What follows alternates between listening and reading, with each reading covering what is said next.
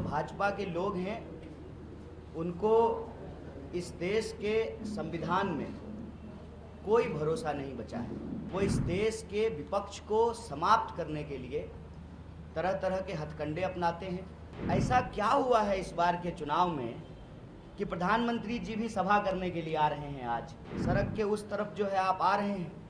हम उम्मीद करते हैं कि प्रधानमंत्री जी इस बारे में एक शब्द बोलेंगे कि हम लोग जो अपने कैंपेन में बोल रहे हैं कि मौजूदा सरकार देश में तानाशाही थोपना चाहती है। जो भाजपा के लोग हैं उनको इस देश के संविधान में कोई भरोसा नहीं बचा है। इसीलिए वो इस देश के विपक्ष को समाप्त करने के लिए तरह तरह के हथकंडे अपनाते हैं। वो पहले बदनाम करते हैं, फिर डराते हैं और फिर खरीदने का प्रयास करते हैं। आप सब ने देखा कि सूरत में क्या हुआ, खजुराहो में क्या हुआ, इंदौर में क्या हुआ। वो उत्तर पूर्वी दिल्ली में भी यही करना चाहते हैं। लेकिन उत्तर पूर्वी दिल्ली की जनता जिस तरीके से इंडिया अलायंस को, कांग्रेस पार्टी को, आम आदमी पार्टी को और हमारे सभी घटक दल के जो कार्यकर्ता हैं, नेता हैं, जो जन समर्थन मिल रहा है, यह घबराहट साफ साफ दिख रही है। 2 बार से बीजेपी के सांसद हैं यहाँ पर।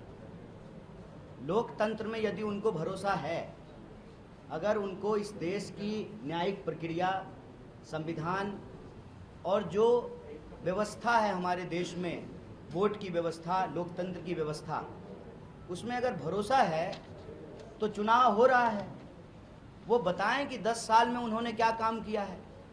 लेकिन अपना काम बताने की बजाय जब से कांग्रेस पार्टी की ओर से मुझे इंडिया अलायंस का प्रत्याशी बनाया गया है उत्तर पूर्वी दिल्ली से, लगातार झूठ बोल रहे हैं, डॉक्टर नकली वीडियो घुमा रहे हैं और आम लोगों को भड़काने का प्रयास कर रहे हैं। जब आम लोग इनकी बातों में नहीं आए, आम लोगों ने हर गली में इनसे यही पूछा कि सड़कें क्यों नहीं बन रही, जाम की समस्या क्यों नहीं समाप्त हो रही, क्यों यहाँ पर लॉ एंड ऑर्डर का, कानून व्यवस्था का एक गंभीर समस्या है और 10 साल में आप दिखाई क्यों नहीं दिए, हमारे सुख दुख में क्यों नहीं आए।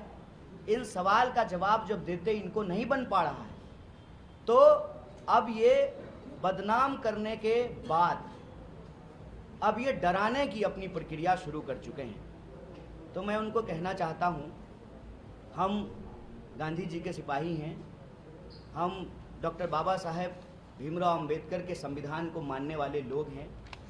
हमारे अंदर शहीद आजम भगत सिंह का साहस है। ये कितनी भी कोशिश कर लें, हम रुकेंगे नहीं। हम उत्तर पूर्वी दिल्ली की जनता के सवाल उठाते रहेंगे और हमारा सवाल उठाने का असर देखिए। 10 साल हो गए, 10 साल से सांसद हैं साहब और 10 साल से प्रधानमंत्री जी, आदरणीय प्रधानमंत्री जी प्रधानमंत्री, एक बार भी उत्तर पूर्वी दिल्ली नहीं आए। ऐसा क्या हुआ है इस बार के चुनाव में कि प्रधानमंत्री जी भी सभा करने के लिए आ रहे हैं आज। और जहां प्रधानमंत्री जी सभा करने के लिए आ रहे हैं, आदरणीय प्रधानमंत्री जी, आप कहते हैं बेटी बचाओ बेटी पढ़ाओ। कल हमारे ऊपर हमला करने के प्रयास में एक जो महिला पार्षद है, छाया शर्मा, जिस वार्ड में प्रधानमंत्री जी आ रहे हैं उसी वार्ड की जो पार्षद है, उस महिला पार्षद पर भी अटैक किया गया, स्याही फेंकी गई। बाकी कंप्लेन उन्होंने पुलिस में कराई है। तो आप कहते हैं बेटी बचाओ बेटी पढ़ाओ। सड़क के किस तरफ आपके समर्थक हमला कर रहे हैं, सड़क के उस तरफ जो है आप आ रहे हैं। हम उम्मीद करते हैं कि प्रधानमंत्री जी इस बारे में एक शब्द बोलेंगे। देश के लोगों ने उनको अपना आशीर्वाद दिया, 2 बार प्रधानमंत्री बनाया, लोकतंत्र के द्वारा चुने हुए 140 करोड़ लोगों के प्रधानमंत्री हैं। वो उस पार्षद के भी प्रधानमंत्री हैं जिस पार्षद के ऊपर यह कायराना हमला किया गया है।